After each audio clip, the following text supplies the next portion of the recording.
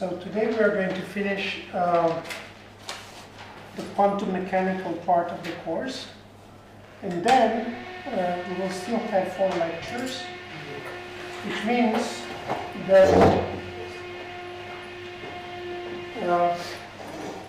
we can do two things.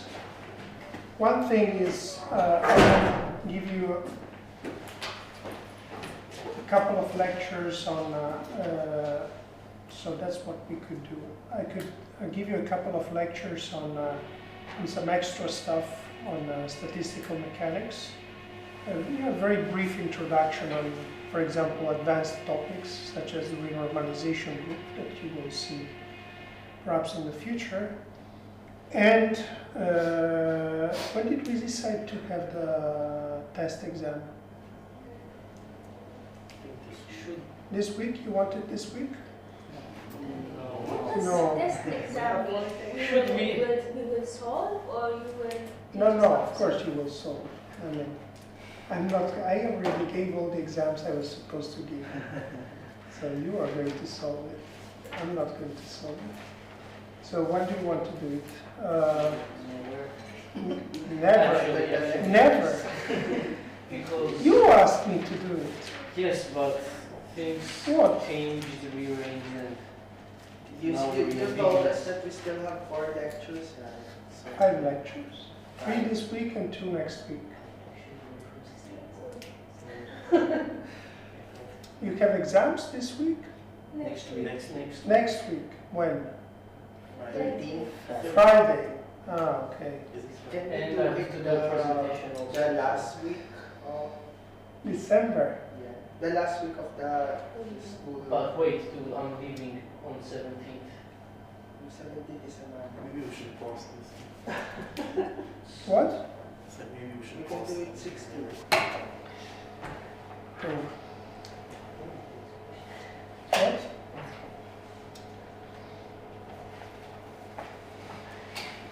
So you're all going home for Christmas? No, We wish. not too far. Yeah, I know that you live too far. I know. Jealous. Well, you don't live very close. Me?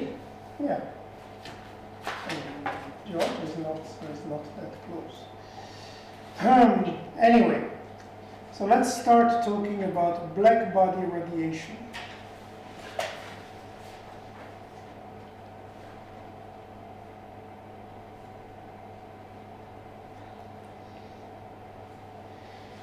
All right, so now the story of blackbody radiation that you probably all know, I'm sure, it's essentially application of statistical mechanics to a gas of photons. Okay? Now you don't know, or perhaps you know, or perhaps you will see in the future, but photons are particles that have a dispersion relation, which is this one. It's linear in the absolute value of the momentum times the speed velocity times the velocity of light times the h bar, and you can think of photons as a bunch of harmonic oscillators. Now, in order to see this in detail, I would have to take the electromagnetic field, quantize it, go to normal modes, etc., etc. This is far beyond what I'm supposed to teach in this course, but believe me, essentially photons are a bunch of harmonic oscillators, okay, from the point of view of quantum mechanics. And therefore, the Hamiltonian of photons is this.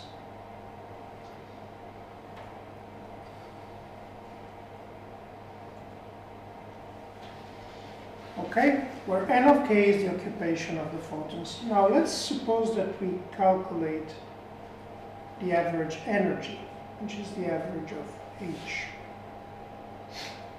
Now this is going to be given by sum over k and alpha. Alpha is the polarization. You know that there are 2 polarizations for photons. So epsilon k over 2 plus sum over k and alpha epsilon k times average n of k. Now, this first thing here, which is called in quantum mechanics 0-point energy, has a physical meaning for photons, right? Because, for example, imagine that you put your photons imagine that you have, not that you put your photons, imagine that you have a container that is made out of a, some box with metallic surfaces. Now, metallic surfaces put some boundary conditions on your electromagnetic fields, right? And so in practice, they select the electric field on the boundary has to be 0, etc., etc. They select essentially what are the allowed values of your case. As when you take a particle in quantum mechanics and put it in a box. Now, and you know, for example, that if you have a one-dimensional box, the allowed values of k's are 2 pi n, where n is an integer divided by l, right? Now, this, if you now imagine taking a box of a certain size, or taking 2 layers which are separated by a certain distance, it's clear that the 0-point energy is going to have a certain value. You can calculate it. It's actually divergent, but never mind. But if you now change the distance between these 2 metallic plates, for example, what happens is that this value is going to change as well. Because the allowed values for k are going to change. And therefore the arguments of this sum are going to change. And this 0-point energy, let's call it V times E naught, is going to change as well. Now, this energy that changes, that depends on the boundary conditions, that changes when you change the boundary conditions, has a name in physics, is called the Casimir energy. Casimir. Or Mr. Casimir, who discovered it. And it's something that depends on, as I told you, on the boundaries. Now, if you have an energy that depends on the boundaries, when you take a derivative of an energy, you get a force, right? So effectively, this energy that depends on the boundary conditions gives rise to a force between the 2 plates that is mediated by the electromagnetic field that lives inside. Never mind. This is just for your general indication. You have a 0-point contribution to the energy of the electromagnetic field, and this is the Casimir energy. And depends on the boundary conditions. This is what you have to keep in mind.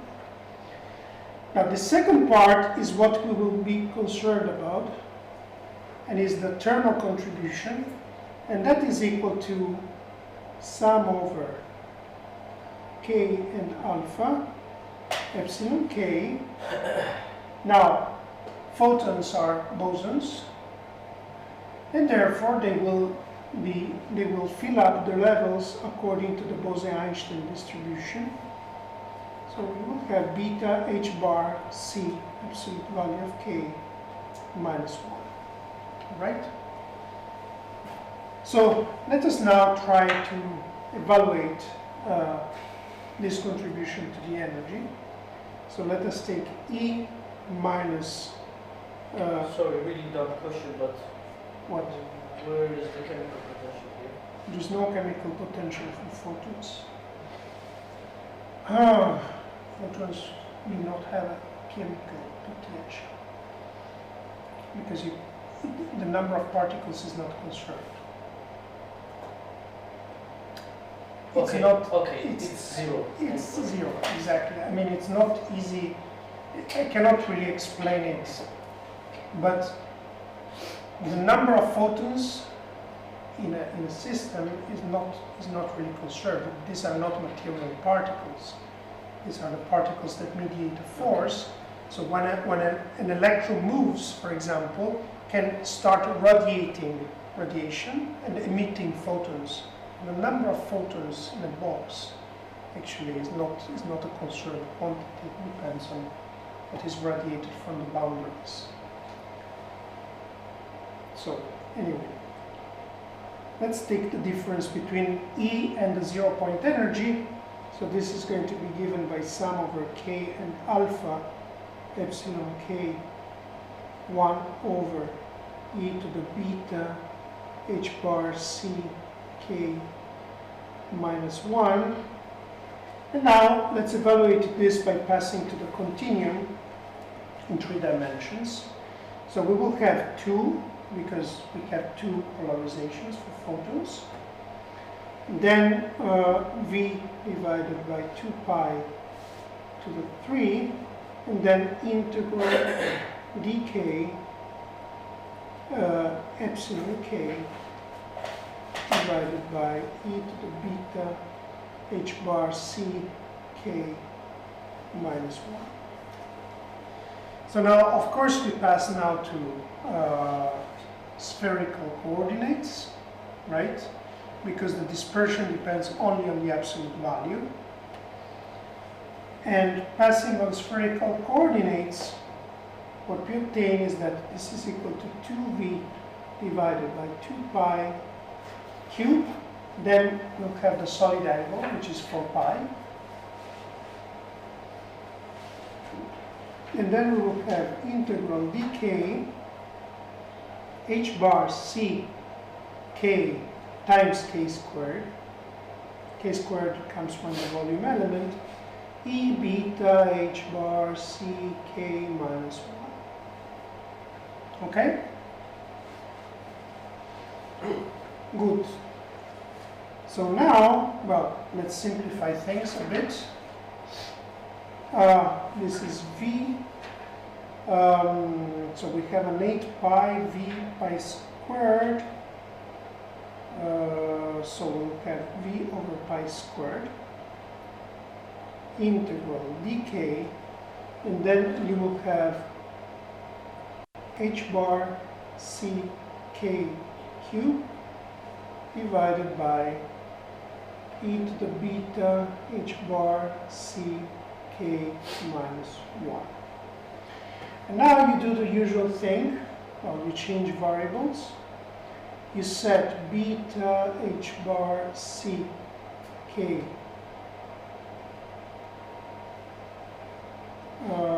equal to x, and well, you change variables, and what you get is v over pi squared times 1 over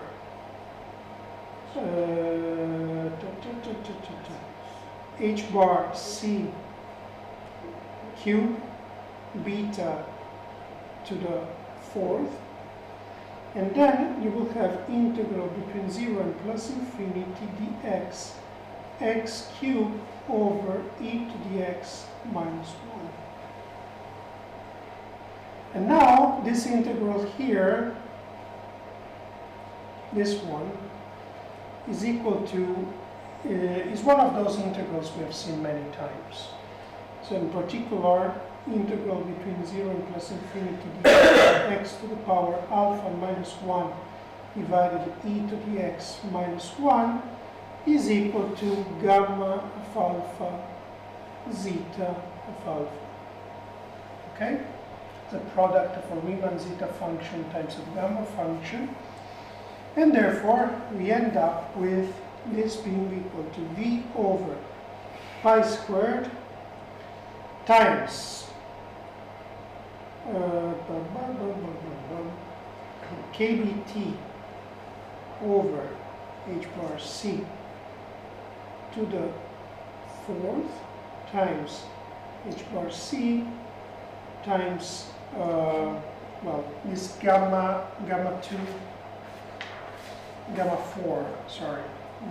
4 zeta 4, which is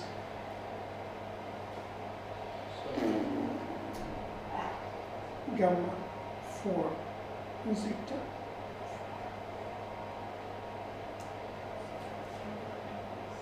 Well, it turns out if you put in the numbers here of gamma 4 to zeta 4, I forgot to write it in my notes. This is equal, at the end of the day, this comes out to be equal to V times pi squared over 15 times h bar c times kBt over h bar c to the power 4. Okay? So you have a contribution from thermally occupied photon modes, which scales like t to the 4th. Okay? That's the point.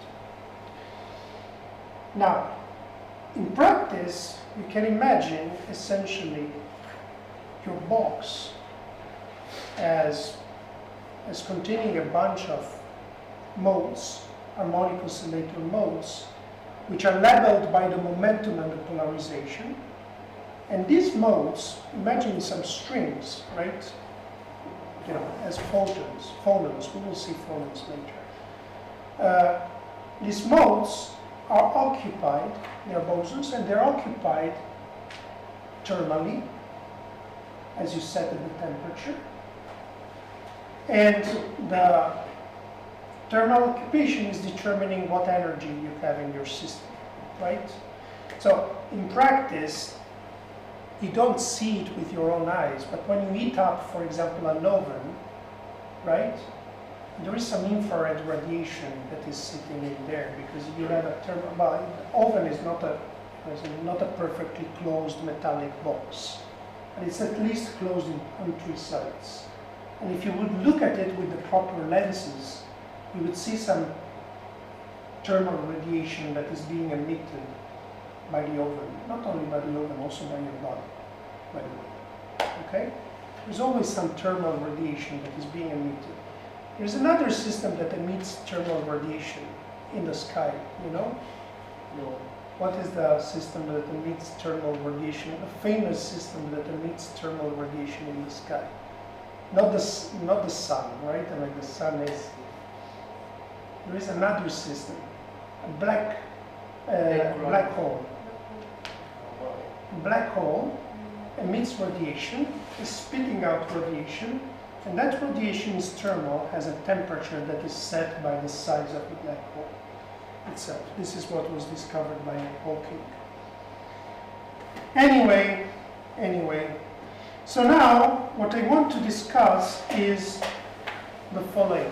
Suppose that I take this box, this oven that has some temperature, right, that contains photons, and suppose that I have a perfectly closed oven, right, not like the oven you have at home, and I pinch a little hole in it, and I want to look at the radiation that comes out. Now, when you have a balloon and you pinch a hole in the balloon, and you want to determine what is the flux of particles, of gas particles that comes out, what is the quantity that determines this flux? The pressure inside the balloon, right? The higher the pressure, the more is the flux. So in order to determine the flux of photons that get out of the black body, we have therefore to determine what is the pressure of photons on the walls. Okay? So how do we do that? How do we do that? How do we determine what is the pressure? Here is the correct answer. We compute the partition function, then from the partition function, what do we do? Well, we have internal average energy, can't we like... Sorry?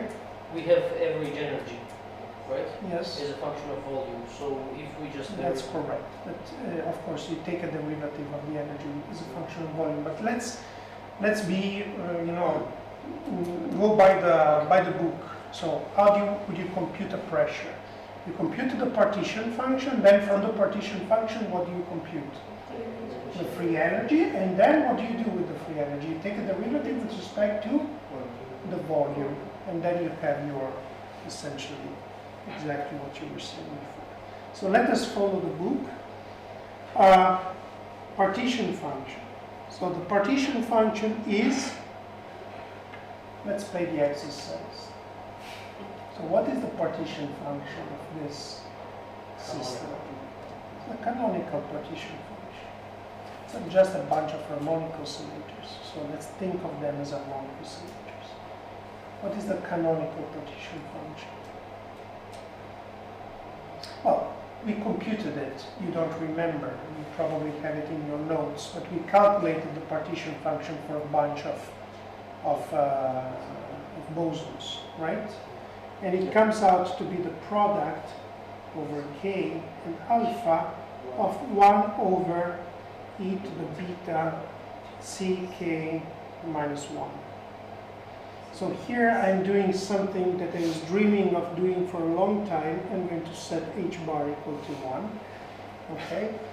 I would set everything equal to 1 if it would be for me, but let's keep only h bar equal to 1. Okay, I would set also c equal to 1, kb equal to 1, everything equal to 1. Pi equal to 1. Partition function equal to 1. Anyway, so this is equal to exponential of minus sum over k and alpha of the log of e to the beta ck minus 1. And then, if I pass to the continuum, this is exponential of 2 minus 2v over 2 pi cubed integral dk log of e to the beta ck minus 1. All right, so now what is the free energy? You just read it off from this formula. The free energy is 2v kBt times integral dk over 2 pi cubed log of e to the beta ck minus 1. And now, what is the pressure? The pressure is equal to minus the derivative of the free energy with respect to the volume, and therefore it's equal to minus 2 integral dk over 2 pi cubed log of e to the beta ck minus 1. kBt.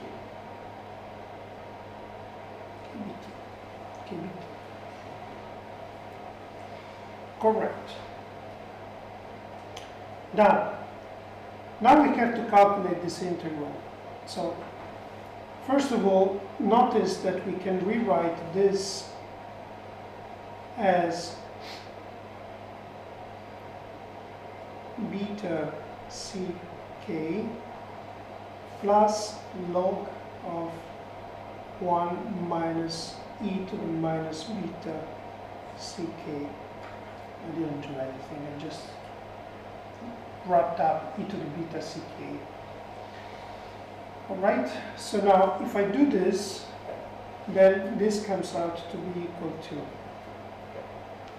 minus 2 integral dk over 2 pi cube, and then you will have kBt times beta ck. This goes with that. So you just have a contribution to the pressure that is just the integral of the dispersion itself. Okay? This is just the pressure, the non-thermal contribution to the pressure comes from the 0-point energy. Which is also divergent. Everything is divergent, so we don't care about this. all this stuff is super divergent, but we understand where it comes from. And you know, if you're a high energy physicist, then you start worrying, how do I calculate this integral? It's too complicated. I have to put some renormalization scheme and this and that. But when you think properly, you know, it's divergent simply because if you want really to describe your boundary conditions, you will naturally have a cutoff at high momenta, because it's not that, you know, if you take a metal, a real metal, it's reflecting radiation only at certain frequencies, right? If you look at a real metal and you look at it with X-rays, X-rays go through, right? Or it depends on the metal, right? But there is some radiation that goes through. Not all radiation is being reflected. So you will have a natural cutoff. You see what I mean? Boundary condition is not boundary condition only in space. It's also boundary condition in energy physically. Okay? Because radiation in real materials is not always reflected no matter what the frequency if you have a metallic system. It really depends on the frequency. What is the energy of the photon? Anyway, so this is the 0 point, and we don't care about it. Now, let us compute the thermal contribution. The thermal contribution is minus kBT divided by, no, multiplied by 2, by 4 pi, because I passed to spherical coordinates, then dk k squared over 2 pi q log of 1 minus e to the minus beta ck. So, since we passed from summation to integral, Yes, it means that we are taking the size of this container infinitely big. it means that the temperature is Way big, okay. is larger than the size of the container. Strictly speaking, I should have separated these two contributions before passing to the continuum, you see? Because this one I have to evaluate it in the discrete. But never mind, I mean, these are all details. As long as we understand each other, that this non-thermal contribution has to be put aside, now we look just at the thermal one. All right, so now we change variables. Beta ck is equal to x. And now this comes out to be P naught minus kBT over pi squared. Then you have kBT over c cubed, integral between 0 and plus infinity dx x squared log of 1 minus e to the minus x. Now, this integral here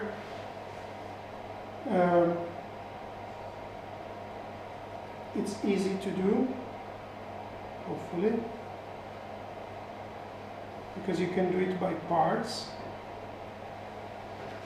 So it's equal to x cubed over 3 log of 1 minus e to the minus x, magnitude between 0 and plus infinity, minus integral between 0 and plus infinity, dx x cubed divided by 3, 1 over e to the x minus 1. Okay? Now this one, I think, is equal to 0. Is it? I think it is equal to 0. Because, no.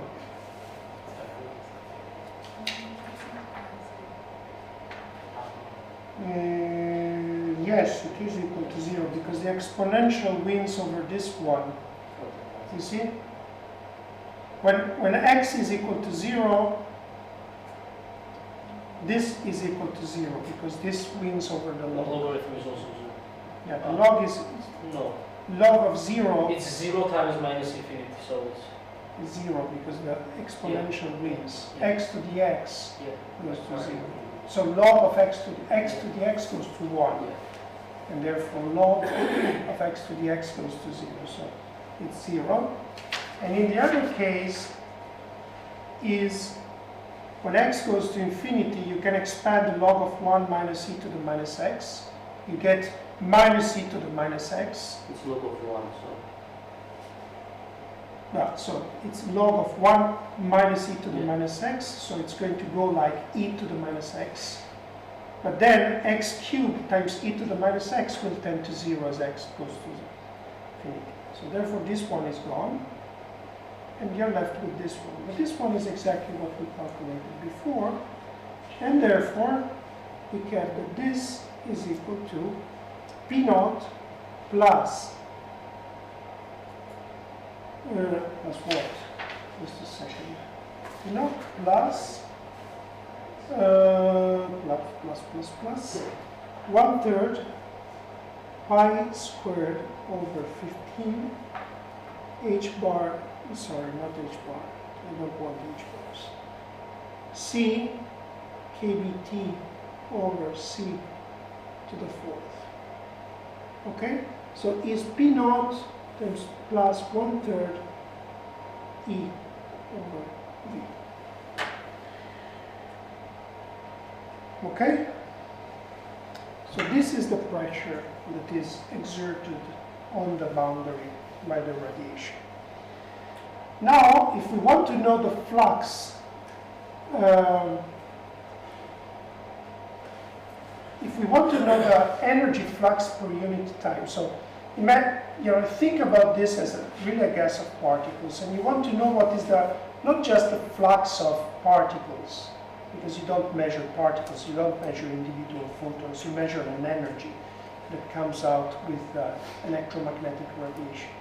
So if you want to measure this flux of energy, you have essentially E over V, the energy density that is impinging on the boundary, times, imagine each single particle as having a definite momentum, definite direction of the momentum, and you want to figure out what is the probability to come out perpendicular to the surface. So the way you do this is, so the flux from the hole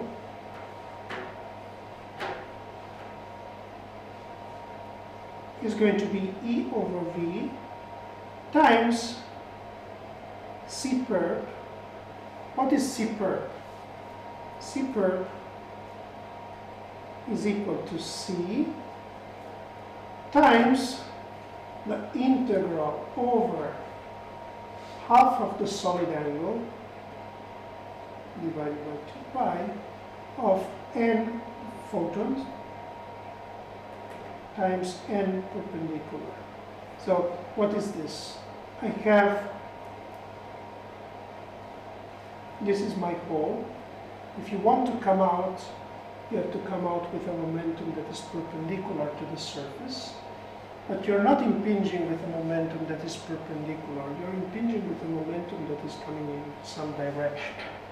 So what I do is I take the projection of this in the direction that is perpendicular to the surface, and I average this projection over half of the solid angle. Okay? So that's what I'm doing. Now, if you calculate this integral, I'll let you do it. It's not a big deal. I mean, you just have to use cosine, sines, it's stuff that you know how to do. You get out that this is equal to C, not a circle, but C divided by 4. And therefore, what we get at the end of the day is that our energy flux is equal to C divided by 4, E divided by V, or in other words, is pi squared over 60 kb over h bar cube c squared times t to the 4th. And this object here, this ugly thing here, so this is 3 volts 1 to the 4th, is sigma and is called the Stefan constant.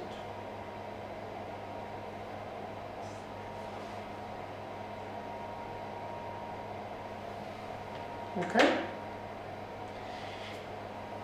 Now, of course, you can do the experiment, probably. I mean, I don't know if you can do it at home, I never tried, but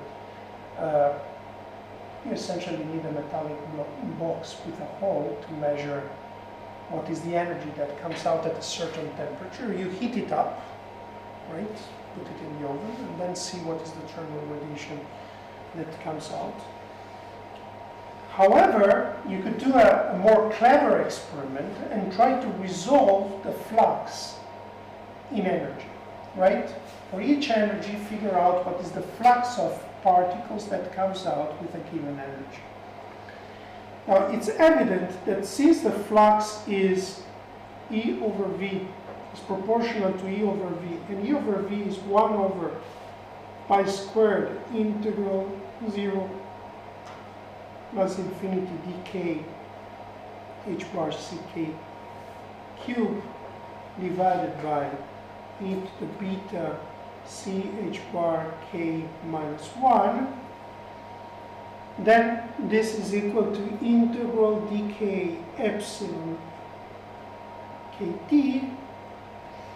Then evidently the flux I kt resolved in momentum, I mean in absolute value of momentum, which is equivalent to frequency for a photon, and the two are proportional to each other. Then this is equal to C over 4 times epsilon kt. And epsilon kt has this funny form. If you plot it. So it goes to 0, then grows and then decays, and has a peak at the value of k star equal to kBt over h bar c. Now you see that this peak occurs at the value that is inversely proportional to h bar. Therefore, not surprisingly, if you would do this experiment, what you would see is that your photon field, your electromagnetic field, is made out of something that is quantum mechanical, because it has this h bar sitting here, right? I don't know if you've ever studied the history of quantum mechanics. Unfortunately, in Italy, we had to do that. Unfortunately, perhaps fortunately, nobody knows. But the way we were taught quantum mechanics was in the historical way, right? Like Latin. I mean, we always have to learn everything from the beginning in Italy. So, and one of the first things that led to quantum mechanics was indeed this experiment, the experiment of blackbody radiation that analyzed by Planck led to the hypothesis of this Planck constant, etc., and so on and so forth. But it's one of the classical observations that gives you information on the quantum mechanical nature of the electromagnetic field. All right. I'm sorry, what's on the x-axis and the y-axis? This is momentum, K, and this is the flux, I. Good. So now you can go home and practice with your oven to get the Planck constant. In the meantime, I want to finish with one last thing, which is about phonons. So have you done phonons in that course?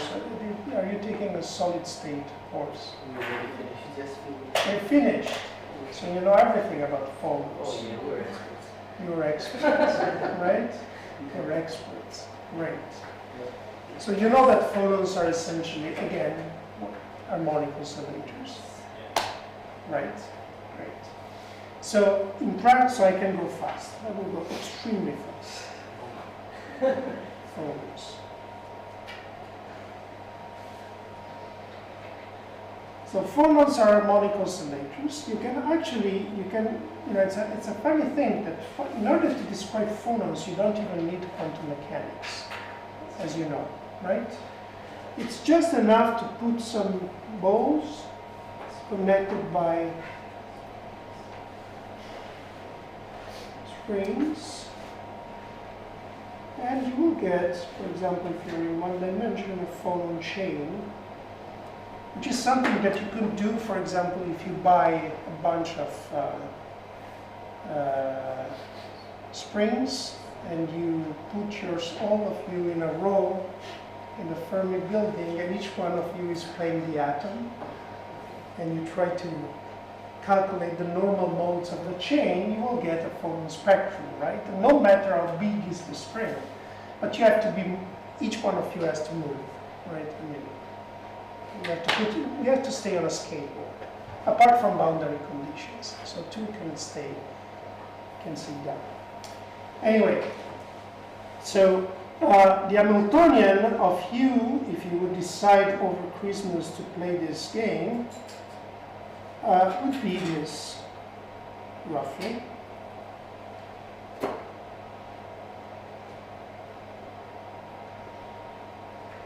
I plus 1 squared. And so it's essentially a chain of harmonic oscillators, and not surprisingly, quantum mechanically, classically, it doesn't really matter. The equation of motion for this chain of harmonic oscillators is, the Newton equation is going to be minus k 2xl minus xl minus 1 minus xl plus 1. This is the equation of motion. You can get this equation of motion either using classical formalism, some Hamilton equations, or you can do it quantum mechanically. And it doesn't really matter, because the motion of operators in the Heisenberg representation for the harmonic oscillators is exactly the same as the classical one. Okay? It doesn't really matter. Now, in order to solve this equation, what do? Fourier transform. Fourier transform. How do you know that you have to use Fourier transform when you see an equation of this type? Translation. Great. Translational invariance. Maybe someone else will do speak at some point. Translational. So whenever you have an equation of this type which has translational invariance, then you can solve it using the Fourier transform, because you decouple. You end up with a set of decoupled equations. In particular, if you take the Fourier transform, in this case, so this is e to the I k a l xk. A is the lattice constant, and k is equal to 2 pi over L times n. N is a bunch of integers. You have to stay in the first Brillouin zone. You know all this, so I don't have to say it. Then you plug in this in here, and doing what you were told to do in the class, hopefully, you will end up with the equation, which is x double dot of k equal to minus 2k over m, 1 minus cosine of ka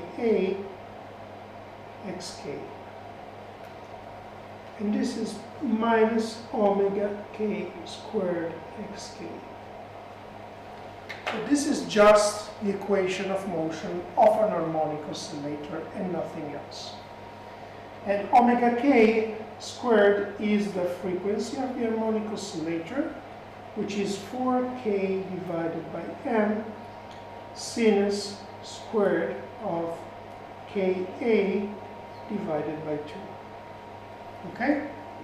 So this is the dispersion of my phonons. Now, if I look at this dispersion, I will see that it's on the first Brillouin zone, it looks like this.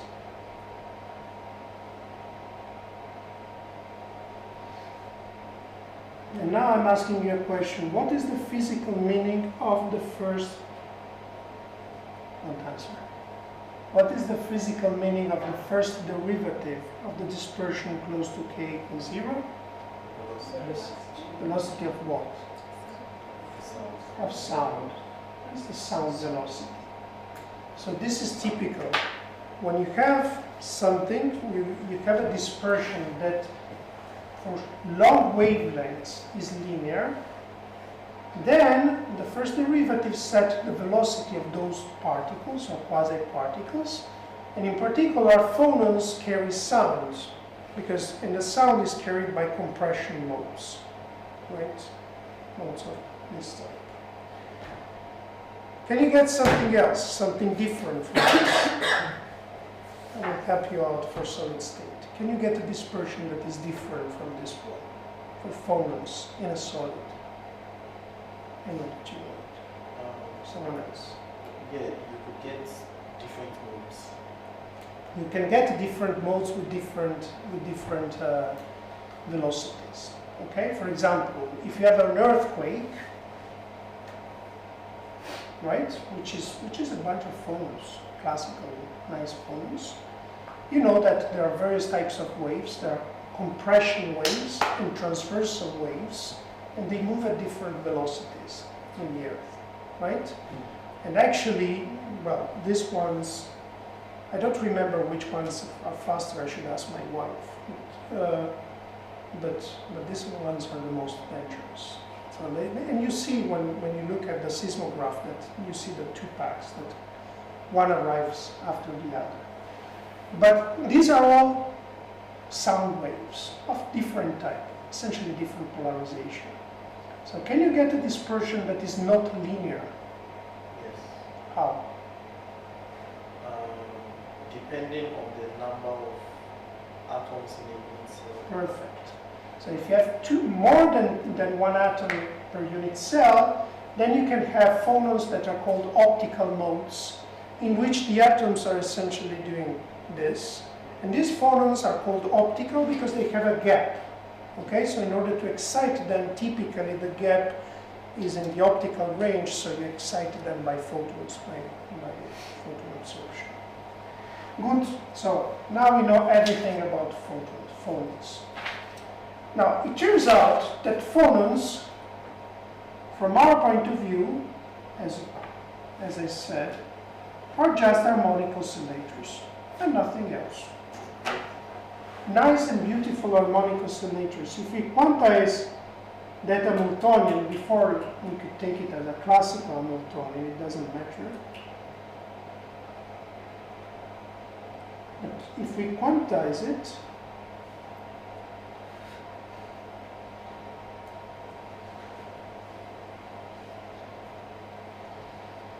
we can, for example, introduce xk as 1 over square root of n sum over L e to the minus I k a L xl, and something similar for p. You would be able to see that xk and pk prime have canonical commutations.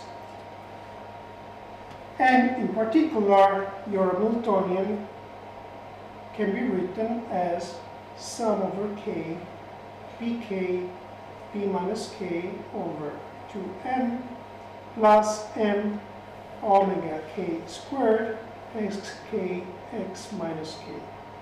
Omega k is the same omega k as before. Okay? So I'm essentially rewriting the Hamiltonian in Fourier transformed coordinates. No 1/2 for x. No 1/2 for x? Yes, there is a 1/2, I think. Then I can now play the usual game for harmonic oscillators. So all of this you have already seen, I guess, I suspect. Right? Correct? Kind of. You haven't seen this? Never mind. It's, you know, I'm not saying anything spectacular. If you take this Fourier, even for the classical system, if you take these Fourier transformed coordinates and you plug them in here, you can use the following identity: sum over L PL squared, for example, is equal to sum over K PK P minus K. You can easily prove it. Plug in the definition of PL in terms of PK, and you just do the calculation. And similarly, sum over L XL minus XL minus 1 plus 1 squared times K over 2 is equal to N over 2 sum over K omega K squared XK X minus K. This is true classically, quantum mechanically, doesn't really matter. You just plug in the modes, the definition of Fourier transform, and see by doing the calculation. And using the identity that sum over K e to the I K L is equal to delta. Right? Sum over L e to the I K L is equal to delta K. You see this. And if you do this, you pass from this to this one.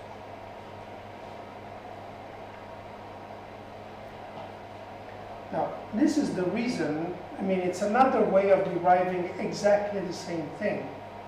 Because if I now, what I made is what is known in classical mechanics or in quantum mechanics as a canonical transformation. You know what is a canonical transformation? When you change coordinates in your Hamiltonian, but the new coordinates satisfy the same commutation relations, and therefore, if I derive the equations of motion from this, I obtain this.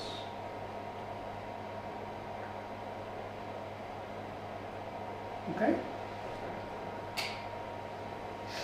Anyway, now the reason I'm doing this is that now, if I use this writing, this way of writing my Hamiltonian, I can now define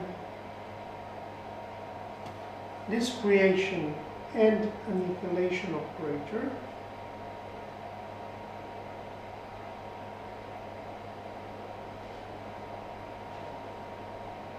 x of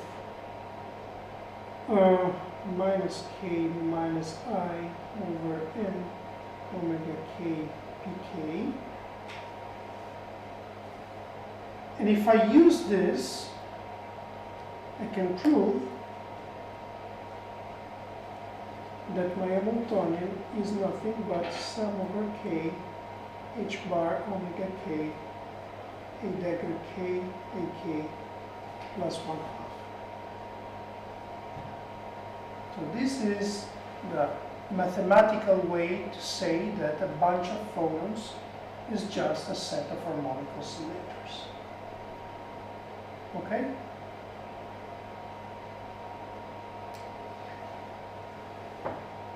Now, since a bunch of phonons is a set of harmonic oscillators, we can now, for example, think about what is the consequence physically of this. One consequence could be the following. Suppose that I have a material, and this material has optical phonons and is an insulator, so there is no contribution to the energy from electrons. Those are completely frozen, so there are no thermal excitations of electrons. For example, this table. Now I start heating it up, and I want to compute the specific heat of my table. Right? Specific heat I compute by just taking the derivative of the energy with respect to temperature. Right? Now, my table, this table, is a bunch of harmonic oscillators. A complicated bunch of harmonic oscillators. I mean, it's not really. It would be simpler material could be, but it's not. Anyway, so therefore, if I want to compute the energy, I just do what I did before for the photons. I take k over alpha, omega k, times average of nk alpha. Again, I'm neglecting the 0 point contribution of the 0 point energy because it doesn't matter. It's not dependent on temperature and I want to compute the specific heat. Okay? And now this is equal to sum over k and alpha, omega k, e to the beta, omega k minus 1. Now, why didn't I put a chemical potential? Same reason as for the electrons. The photons are just waves, right? So they're not really particles, physical particles. They're more excitations. And excitations can be absorbed at the boundaries, can be created and destroyed, right? Imagine a wave, if you put at the end a sponge, even if you excite it, it's going to be absorbed. So, therefore, as for the photons, I don't put a chemical potential, and this is my expression for the energy. Now, the only difference between this and the photons is that in this case, I have a dispersion that is not linear all the way, it's actually bent. And I have three polarizations for three-dimensional photons, acoustical photons. So this is going to be 3 over v divided by 2 pi if I pass to the continuum, integral dk. And now let's do an oversimplification. Let's assume that the dispersion is linear all the way. Okay, let's linearize the dispersion, that's what people say. Let's make this approximation. Ck over... What are the three? I thought it was 2 transverse and 1 Yeah, 2 transverse and 1 longitudinal, so 3 dispersions. And we are assuming they have the same velocity. Okay?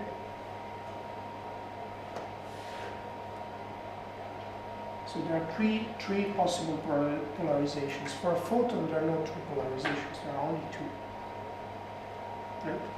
As you can, it's minus 1. Alright, so now you play the same game as the one we played before. So you pass to the continuum. So you make the change of coordinates of variables b, c, k equal to x. You pass to spherical coordinates.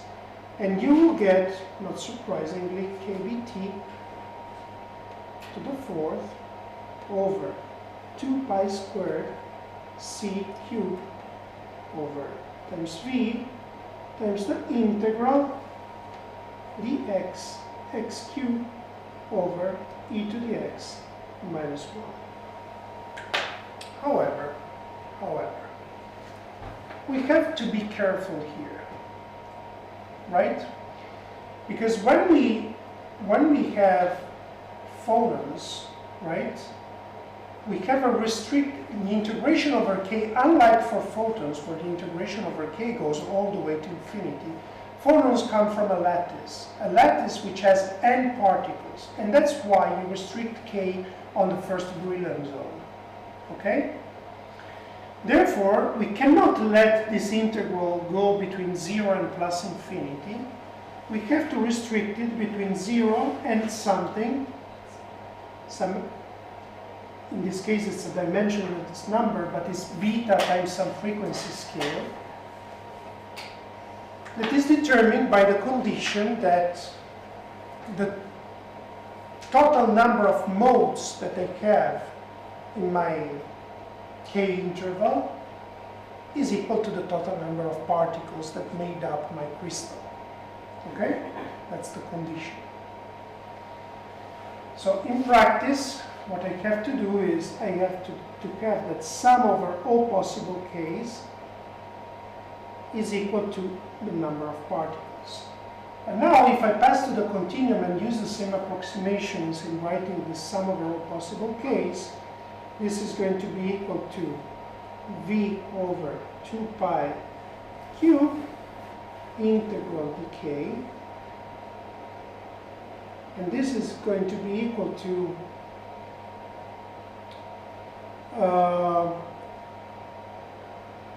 v over 2 pi cube times 4 pi integral between 0, well, integral dk k squared, or you can write it as v over 2 pi cube 4 pi over c cube integral between 0 and omega d, this is the same energy scale that appears here, d omega times omega squared. Here I'm making a change of variables. I'm setting omega equal to c times k. And now if you do this integral, you get that this is equal to v over 2 pi squared c cube omega d cube divided by 3, and this is equal to n. Therefore, omega d has to be equal to c times 6 pi squared times the density to the power of 1/3. The density is n over v. Now this quantity here is called the Debye frequency. That's the name it has. Have you seen it in solid state? Not in this version. But in any case, well, now, I mean, if they ask you this in the exam, you will have a glorious exam. Too late, we already did it. You already did the exam? Ah, too bad. I was late by 1 week. Ah, terrible. Debye frequency. Well, if someone doesn't pass the exam, anyway. All right, so now, at the end of the day, therefore, we get that our energy density, E over N, is equal to 3 kBT times 3 over beta omega d cube integral between 0 and beta omega d dx x cubed over e to the x minus 1. This object here is called the Debye function. So you see what is the difference here between this calculation and the one we have done before for photons. That here we have to keep in mind the constraint that we are dealing with modes that originate from real particles, not from the electromagnetic field. So this is called the d of beta omega d. And now, if I want to compute the specific heat, well, I just take a derivative of this. And if you take a derivative, well, you cannot do it analytically, but I'm just going to plot for you what comes out. You will get something that looks like this.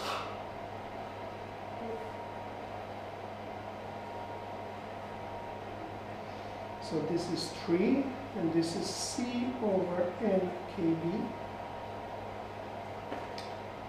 At low energies, it goes, CV goes like TQ. So this is the value you would get if the system was classical, because it's equipartition theory. Okay?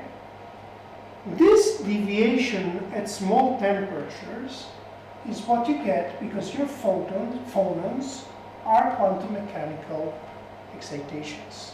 Okay?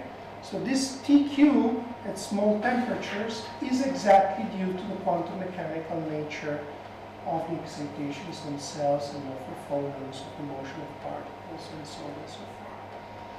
So it's yet another manifestation of the fact that your bosons, in this particular type of bosons are not just classical excitations that obey equipartition theorem, but are bosons which obey Bose-Einstein statistics. And with this, we are done. Can I have a question? Yes. Both in phonons and photons, chemical potential was 0. Yes. So how does it behave in sense of Bose-Einstein condensation? Can it be defined at all? No.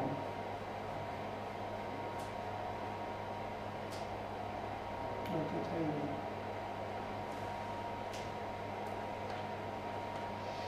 Just a second. No.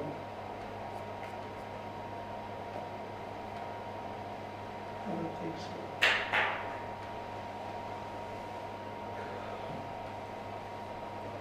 Michael, I don't think so, but you know, people have strange ideas sometimes, so it'd be worth studying a bit the issue. Other questions? Okay. So tomorrow we start with some exercises on canonical ensemble. Okay? So I'll remind you something about how methods to compute the partition function, and then very quickly, and then we do some exercises together on this. And the day after tomorrow we do something else. Oh, sorry, on Friday. Perhaps canonical or some other thing. Silvia told me you're doing thermodynamics. Now, Silvia told me that she's giving you exercises to solve at home. Okay, and then you're doing it on a Blackboard. So, since you have another 2 tutorials this week and perhaps next week, if you have exercises to do at home,